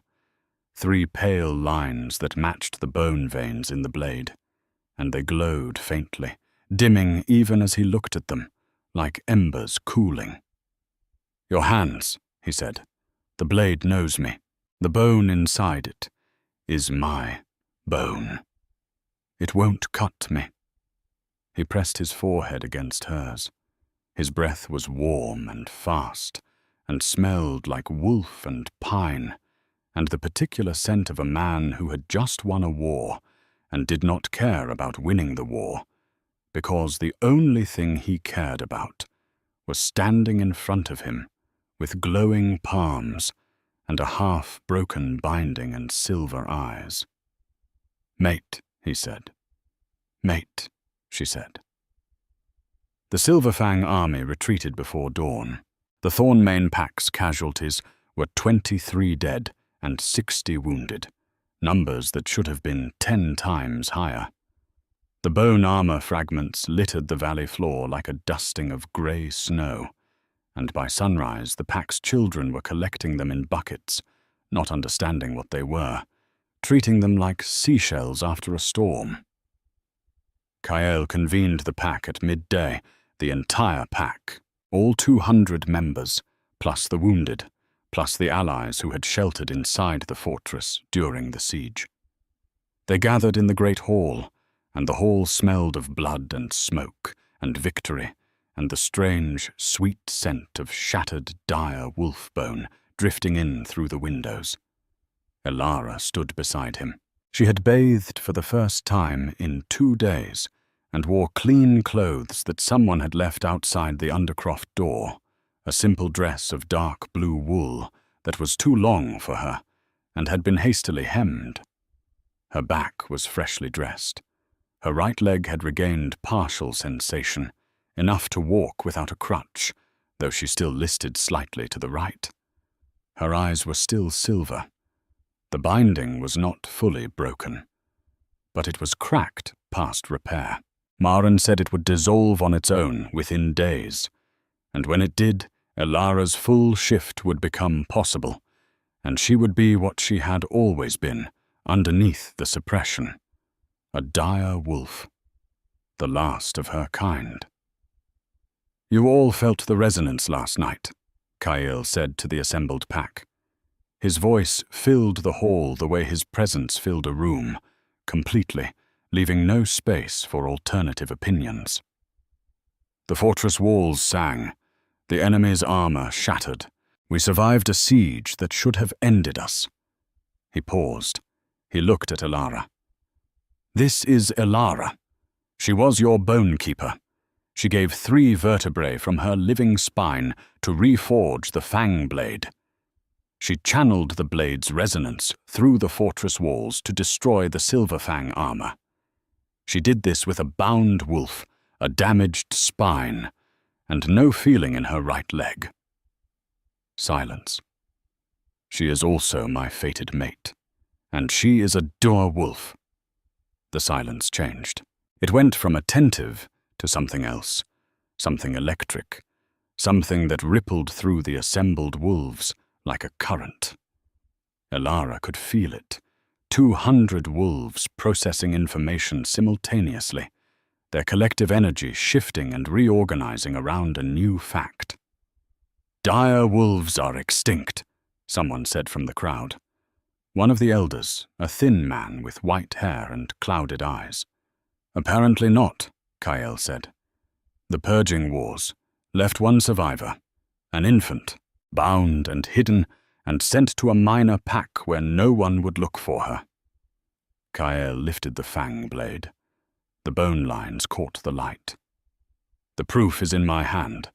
The blade accepted her bone the way it accepts alpha wolf bone. It recognized her, just as my wolf recognized her." He turned to Alara. In front of 200 wolves, in the great hall that she had spent 4 years looking up into through the cracks in the undercroft floor. He extended the fang blade, hilt first. "Hold it," he said. She took the blade. The moment her hand closed on the hilt, the bone lines flared silver, not white. Silver, matching her eyes, and a pulse of resonance passed through the hall that every wolf felt, a vibration in their bones, a harmonic that said, "This is real. This is true. This cannot be faked." 200 wolves dropped to one knee. It happened in a wave, starting from the wolves closest to the dais and moving outward, a spreading ripple of bent legs and bowed heads. The elders went down last, their old knees protesting, but they went down.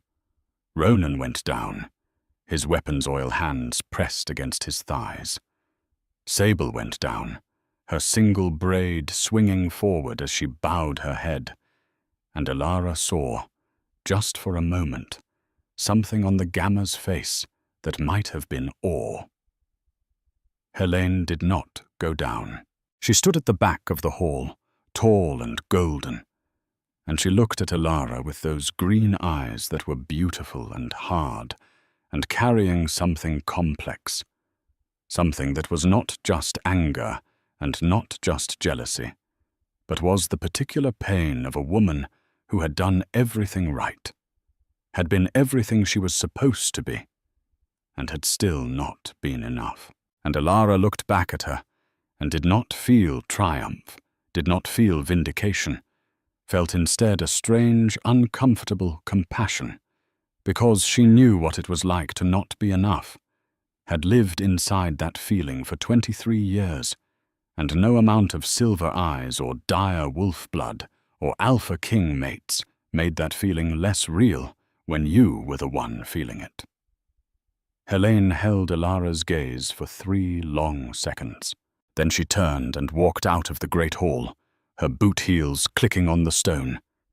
And she did not kneel and she did not bow, and she left with her spine straight and her head up. And Alara respected that, respected it more than the kneeling, because kneeling was easy when everyone else was doing it, and walking out took a kind of courage that had nothing to do with wolves or power or bonds. Kael watched Helene leave. He did not stop her. He did not send anyone after her. He let her walk. Then he turned back to Alara. "Marking," Maren said from her position beside the dais. The old healer's voice was steady, but her eyes were not. They were bright, wet. "If you're going to do it now, while the pack is assembled, while the bond is fresh and the fang blade's resonance is still in the walls." Kyle looked at Alara. This time it was a question. A real one. Not an alpha command. Not a king's decree. But a man asking a woman for permission to claim what the universe had already decided was his. She tilted her head. It was the smallest movement. An exposure of the neck. In wolf language, it meant many things. Submission, trust, invitation. In Alara's language, the language of bones and catalogues, and 4 years of silence. It meant yes. He closed the distance. His mouth found her neck, the junction where it met her shoulder, and she felt his teeth against her skin, sharp and precise, and then the bite. Pain. But not the pain of the surgery, not the grinding, structural pain of bone being removed. This was different. This was heat. This was a burning that started at the point of the bite and radiated outward like the resonance through the fortress walls, spreading through her blood, through her bones, through the gaps where her vertebrae had been, filling them not with phantom sensation, but with something solid, something real. And she felt the binding on her wolf, already cracked, finally shatter. Her wolf erupted. She did not shift. Not fully, but the energy that poured through the broken binding was visible, a shimmer around her body, a distortion in the air like heat haze, and her eyes blazed silver so bright that the wolves nearest the dais flinched and looked away. The fang blade in her hand sang, a single sustained note that filled the great hall and resonated in every bone in every body present, and the 200 kneeling wolves felt their own bone marrow vibrate in sympathy, and knew in their bones, literally in their bones, that their new Luna was real. Kyle lifted his mouth from her neck. A mark was there, clear and deep, already healing at the edges, but permanent, a visible claim that would never fully fade. His eyes were white again, that rare color, and his wolf was visible just behind his expression, enormous and ancient and satisfied. "My Luna," he said. 200 wolves howled. The sound filled the great hall and spilled out through the windows and the doors and the arrow slits and rolled across the valley where the shattered bone armor still lay in the morning light. It echoed off the mountain. It filled the sky. And Alara, who had spent 23 years silent and invisible and alone, who had catalogued the dead because the living had no use for her, who had given 3 vertebrae and gained an empire, stood in the great hall of the Thorn-Mane pack, with the fang blade humming in her hand, and the Alpha King's mark on her neck, and her wolf, her impossible, extinct, magnificent, dire wolf, howling inside her in answer. The next 3 weeks were a reorganization of everything. The Silver Fang army did not return. Scouts reported that they had retreated to their eastern territories, their leadership fractured by the loss of the bone armor that had been their primary military advantage for generations. Without it, they were a strong pack, but not an invincible one, and the political calculus of the northern territories shifted overnight. Alara moved out of the Undercroft. This was Kyle's doing, not hers. She would have stayed. She liked the Undercroft. She liked the bone dust and the ledgers and the quiet. But Kyle had looked at the room where she'd lived for 4 years, really looked at it, at the narrow cot and the single candle, and the walls that sweated moisture in winter, and the ceiling low enough that he could not stand fully upright. And something had happened on his face that she had learned to recognize, that controlled stillness that meant his wolf was very close to the surface and very angry about something. "You slept here," he said. "It's close to the work. You slept here for 4 years. It has everything I need. Workbench, storage, running water from the aquifer. It doesn't have a window. Bones don't need sunlight. You are not bones. She moved into the Luna's chambers, which were adjacent to the Alpha's quarters at the top of the north tower. The rooms were large and bright, and had windows on 3 sides, and smelled of cedar and clean linen, and the particular warmth of a well-maintained fire. There was a bed with actual blankets. There was a bathing room with hot water that came from a thermal spring deep in the mountain. There was a dressing table with a mirror, and Alara sat in front of it and looked at herself, really looked, for the first time since the forging. The woman in the mirror had silver eyes.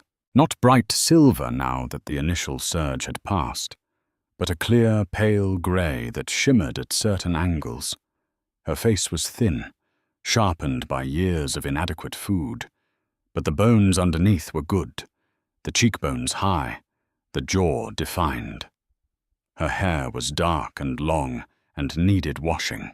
The bite mark on her neck was a half-moon of raised pink skin that pulsed faintly when Kael was nearby, which was almost always, because the Alpha King had apparently decided that proximity was not optional. He touched her constantly, not sexually or not primarily. Small touches, his hand on her lower back when they walked together, his fingers brushing her wrist during meals, his palm against the nape of her neck when they sat in the War Council, a touch so casual and so proprietary that it communicated more than any declaration.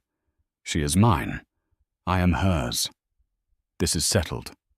The pack adjusted, slowly, awkwardly, the way any organism adjusts to a sudden change in its structure. Alara was not what they had expected in a Luna. She was quiet where Lunas were usually commanding. She was small where Lunas were usually imposing. She preferred the workbench to the throne, and the undercroft to the great hall, and the company of bones to the company of wolves. But she was effective. The dire wolf bone armor fragments collected from the battlefield were brought to her, and she catalogued them with the same meticulous precision she had applied to the pack's dead, measuring density, analyzing crystal structure, mapping the harmonic properties.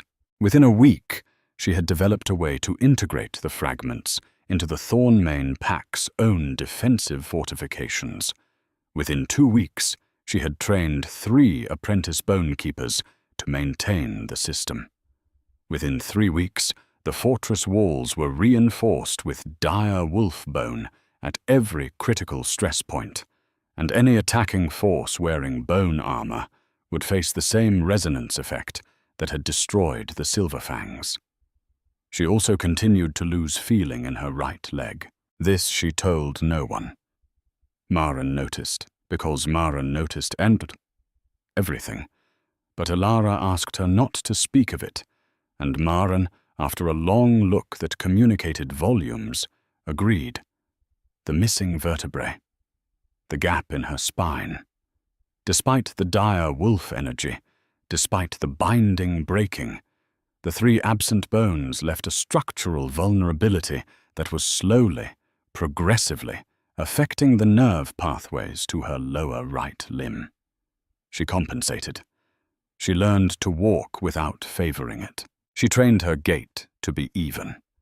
At night, when Kael's arm was around her waist, and his breath was warm on her shoulder, and the blade hummed on the wall above their bed like a lullaby made of metal and bone, she would test her toes, flexing and extending, checking which one still responded and which had gone quiet. The 4th toe stopped responding on day 16, the 5th on day 18. She calculated. At this rate, full sensation loss would be complete within 6 months. After that, motor function would begin to deteriorate. Within a year, she would not be able to walk without assistance. She had given her spine to save the pack. She would give her mobility as interest on the loan. It seemed, to her bone-keeper's mind, like fair accounting. Kael found out on the 22nd day. because, of course, he did. She was in the undercroft, which she still visited daily, working on the bone armor integration plans at her old workbench, and she had taken her shoe off to massage her foot, because the numbness was creeping upward toward the ankle now, and sometimes pressure helped, or at least gave the illusion of helping.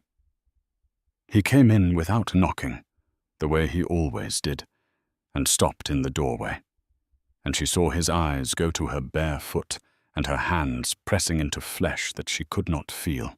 "How long?" he said. Not a question, a demand. "Since the surgery. It's progressive." "You didn't tell me." "It's not relevant to—" "Not relevant." He said it the way he'd said protocol, like the word had committed a personal offense. He crossed the room and knelt and took her foot in his hands, and she could see him squeeze, could see his fingers pressing into the sole, the arch, the ball of the foot. She felt nothing. "This is because of the vertebrae. 3 missing lumbar vertebrae compromise the L3 through L5 nerve roots. The L4 and L5 roots service the lower leg and foot. Numbness is expected. It will progress to motor function loss. Can it be reversed? The vertebrae would need to be replaced, but they're in the blade. They're no longer bone. They're a bone-metal composite that— The blade is metal. Metal can be reforged. The bone can be extracted. If you remove the bone from the blade loses its resonance properties. It becomes standard metal. The fortress amplification system fails.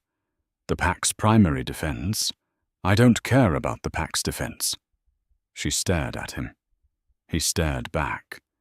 And she saw in his eyes something she had not seen before, something that terrified her more than the numbness or the prognosis or the slow, meticulous accounting of lost toes.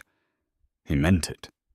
He would destroy the blade. He would dismantle the defense system. He would leave the pack vulnerable to the next attack, the one after that, every attack until the end of time.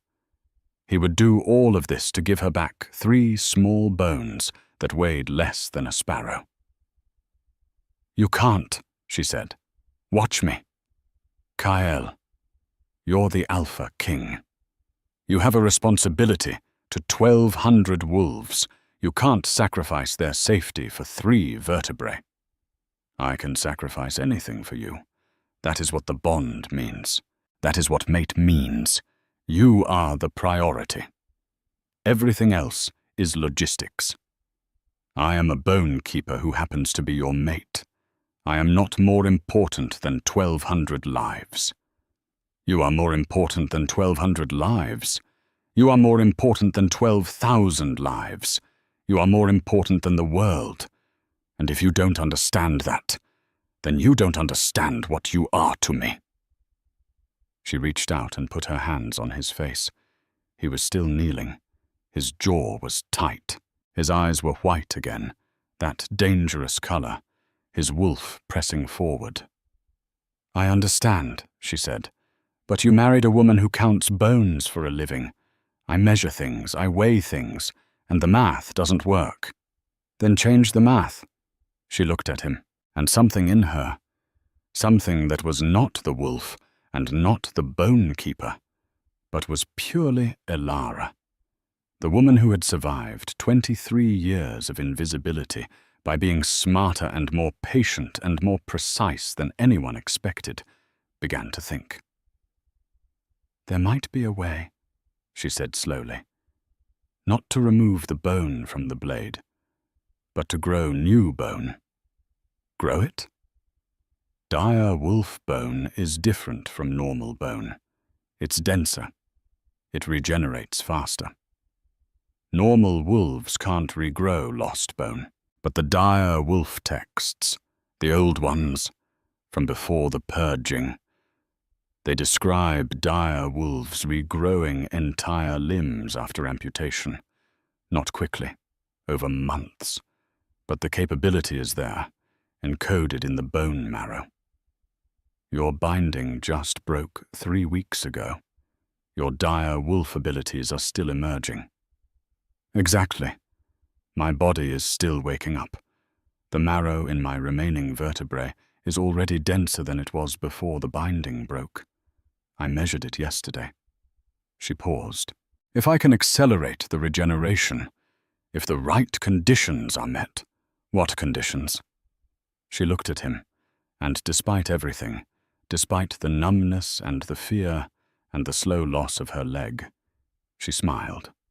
It was a small smile, a bone keeper's smile, the smile of someone who has found the answer in the catalogue.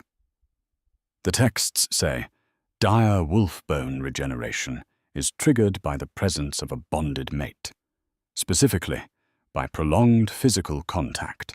The mate's energy provides the cellular blueprint for regrowth. Prolonged physical contact. Extended, daily. Sustained skin-to-skin contact over the regeneration site. You're telling me that the cure for your missing vertebrae is me holding you.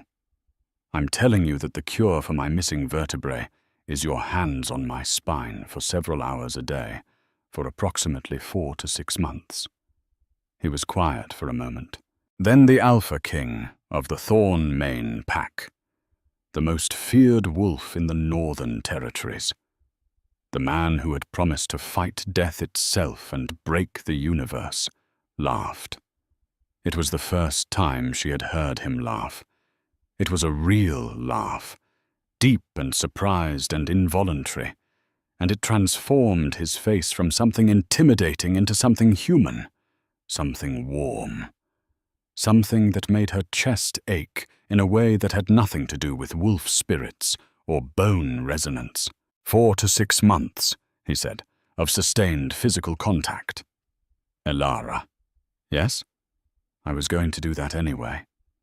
She started laughing too, and the sound echoed off the Undercroft stone walls, off the bones on the shelves, off the ledgers stacked on the workbench, and it was the first time laughter had been heard in this room in all the years she had occupied it.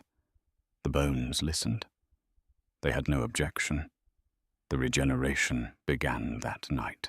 Kael's hands on her bare back, over the surgical site, his palms covering the gap where the vertebrae had been, his skin against hers, his body heat, which ran several degrees above normal because alpha wolves ran hot, literally, their metabolic rate elevated by the constant presence of the wolf spirit. The heat soaked into the wound site and into the bone marrow of the adjacent vertebrae, and Elara felt, subtle and slow, a stirring in the gap.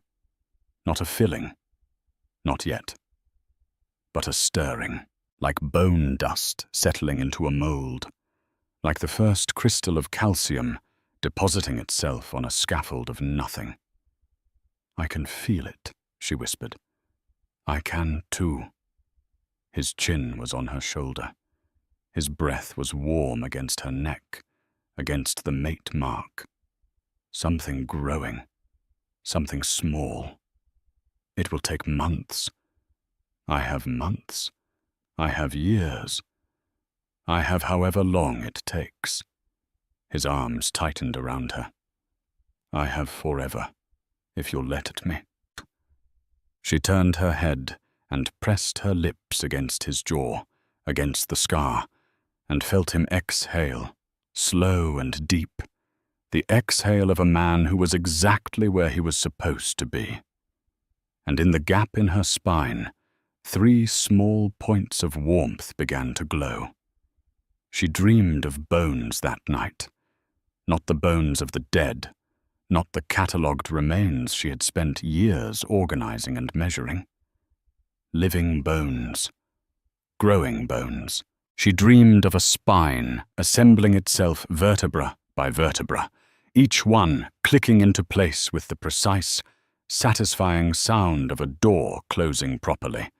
And in the dream, the spine was not just bone, but bone and metal and wolf spirit and alpha warmth, all of it woven together into something that was none of those things individually, but was all of them collectively.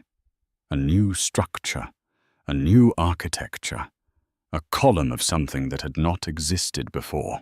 She woke to find Kael already awake, his hand still on her back, his thumb tracing circles over the surgical site. 3 millimeters, he said. What? New growth, 3 millimeters. I can feel it under the skin. Small, but it's there. 3 millimeters in one night. That was faster than the texts predicted, much faster. She sat up and pressed her fingers against the site, and felt it too. 3 tiny nubs of new bone, emerging from the severed surfaces of the adjacent vertebrae like buds on a branch. Not yet vertebrae. Not yet anything recognizable. But bone. Living, growing, dire wolf bone, denser and harder than anything her body had ever produced.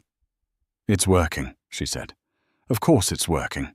He sat up beside her, and the morning light from the 3 windows caught the scar on his face, and the bite mark on her neck, and the fang blade on the wall, and all of it glowed, briefly, in the same warm light. You are the most stubborn woman I have ever met. Your bones wouldn't dare disobey you. Months passed. The vertebrae grew, slowly at first, then faster, each night of sustained contact adding millimeters and then centimeters of new bone that was denser and harder than the originals had been, bone that hummed at the same frequency as the fang blade, bone that was alive in a way that bone had no right to be. Maren measured the growth weekly and said nothing and wrote nothing in the medical records, because some things were too extraordinary for records and deserved instead to simply be witnessed. Feeling returned to Elara's right leg in increments, the 5th toe first, then the 4th, then the ankle, then the calf, sensation creeping back down the nerve pathways as the new vertebrae enclosed and protected the regenerating nerve roots. By the 3rd month, she could walk without favoring it. By the 4th, she could run. By the 5th, she could feel the cold flagstone under her bare feet, with both feet equally. And she stood in the undercroft, her undercroft, the room where she had spent 4 years alone with the dead, and she curled her toes against the stone and felt every grain of it, and wept. Kael found her like that, weeping in the bone room, standing on 2 good legs. He didn't ask why she was crying. He crossed the room and wrapped his arms around her, and pressed his face into her hair, and held her while she shook, and the blade on his hip hummed against her body through his clothes, her bone in his metal, his warmth in her spine, the circuit complete, the resonance perfect, the frequency of 2 bodies tuned to each other so precisely that the silence between them was not empty but full of everything they had built from bone and pain and patience. "Can you feel your toes?" he asked. She laughed through her tears. "All of them." "All 10? All 10? Then my work here is done." "Your work is never done." She pulled back and looked at his face, the face she had memorized from 20 feet above, through cracks in the floor during feast nights she was not invited to attend. The scar, the jaw, the amber eyes that went copper when he looked at her. "You're the Alpha King. Your work is literally never done." "Then I will do it with you beside me, in the War Council and the Great Hall and the Undercroft and our bed and everywhere else. I will do all of it with you, Elara Thornmane." He paused. "That's your name now, by the way. You have a family name. You have this family." Elara Thornmane.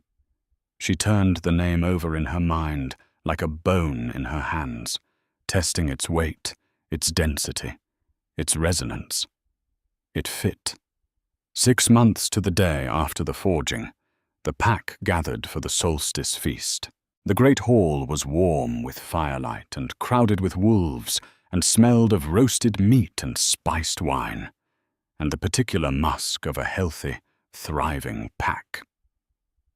The fortress walls hummed faintly, always now, the dire wolf bone integrated into the stone, singing a constant low note that visitors found unsettling and residents found comforting, the heartbeat of their home. Elara sat in the Luna's chair. She wore a dress of dark green that Maren had commissioned from the pack's weaver, cut to show the bite mark on her neck, which had healed into a beautiful crescent of silver-pink scar tissue that caught the light like metal. Her spine was whole. 3 new vertebrae, denser than the originals, hummed in harmony with the blade that hung at Kael's hip. Her wolf, fully awake now, massive and ancient and dire, lay curled inside her chest with the patience of something that had been sleeping for 23 years and was in no hurry now that it was awake. Kael sat beside her, and his hand was on the back of her neck the way it always was, his thumb against the bite mark, and the blade at his hip sang quietly against his thigh, bone calling to bone across the small distance between their bodies.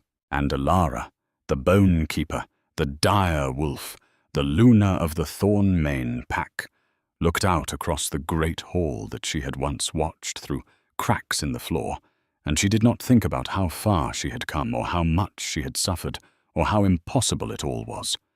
She thought about the bones, not the dead ones, the living ones, the ones in her spine, and in the blade, and in the walls, and in every wolf in the hall, the bones that held everything up, that gave structure to flesh and meaning to strength and architecture to love. Bones were her language. They had always been her language. And in that language, the language of calcium and marrow and resonance and density, there was a word for what she felt in this moment, sitting in this chair, in this hall, beside this man. The word was load-bearing. She was load-bearing now. She held weight. She supported structure. She was not decorative bone, not vestigial bone, not discarded bone in a catalogue of the dead. She was the spine of this pack. She was the vertebra that had been missing and was now restored. And she was warm. The blade at Kael's hip pulsed once, softly, in time with her heartbeat, and she pressed her shoulder against his arm and felt his warmth through the fabric and the warmth of the bone inside the metal and the warmth of every fire in every hearth in the fortress that her bones protected. Kael leaned down. His lips brushed her ear. "Your bones are humming," he said. "They always hum." "I know. I can always hear them." His hand tightened on the back of her neck.